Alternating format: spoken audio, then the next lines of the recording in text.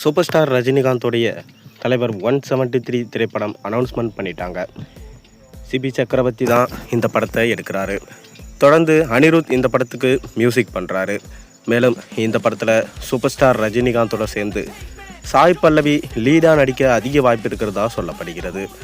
அதை தொடர்ந்து பார்த்திங்கன்னா இப்போ தலைவர் அவர்கள் ஜெயிலர் 2 படத்தில் பிஸியாக நடித்து கொண்டு இருக்காரு.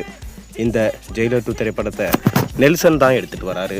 மேலும் இந்த ஜெயிலர் 2 திரைப்படத்தில் சூப்பர் ஸ்டாரோட சேர்ந்து மோகன்லால், சிவராஜ்குமார், ஜாக்கி ஷெராப், சுனில், தமன்னா, யோகி பாபு, ரெடின் கின்ஸ்லி போன்ற மிக முக்கியமான நடிகர்கள் நடிச்சிட்டு வராங்க. அது மட்டும் இல்லாமல் சமீபத்தில் தான் இந்த படத்தில் மிதுன் சக்கரவர்த்தி, விஜய் சேதுபதி, எஸ்ஜே சூர்யா, சுராஜ் வெஞ்சமூடு மற்றும் ஷாருக் கான் போன்ற நடிகர்கள் இணைஞ்சிருக்காங்க. மிக பிரம்மாண்டமாக இந்த படத்தை எடுத்துகிட்டு வராரு நெல்சன்.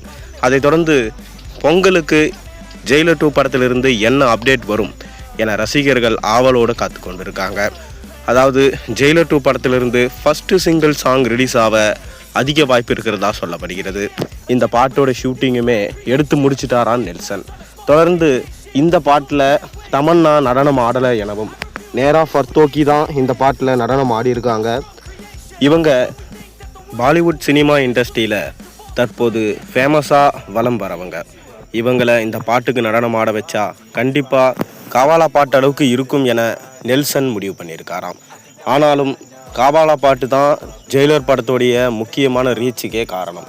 அது மட்டும் இல்லாமல் தமன்னாவுடைய நடனம் இந்த பாட்டுக்கு ஒரு ப்ளஸ்ஸாக இருந்துச்சு. ஆரம்பத்தில் தமன்னாவுக்கு தான் முக்கியமான இம்பார்ட்டன்ஸ் கொடுத்துருக்காங்க. ரஜினிக்கு இந்த படத்தில் இம்பார்ட்டன்ஸ் இல்லை எனலாம் சொல்லப்பட்டது.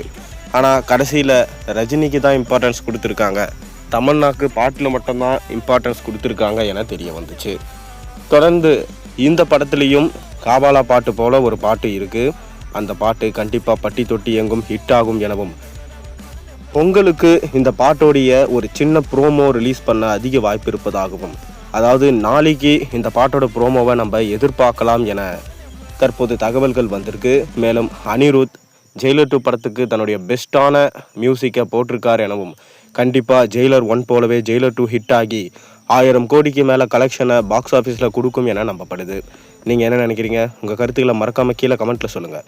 மேலும் சேனலில் போடுற ஒரு வீடியோஸும் பிடிச்சி மறக்காமல் சேனலுக்கு சப்ஸ்கிரைப் பண்ணுங்கள், லைக் பண்ணுங்கள், பெல் ஐக்கானை ப்ரெஸ் பண்ணுங்கள். அப்போ தான் நான் போகிற வீடியோஸ் எல்லாம் உங்களுக்கு நோட்டிஃபிகேஷனாக வந்து சேரும்.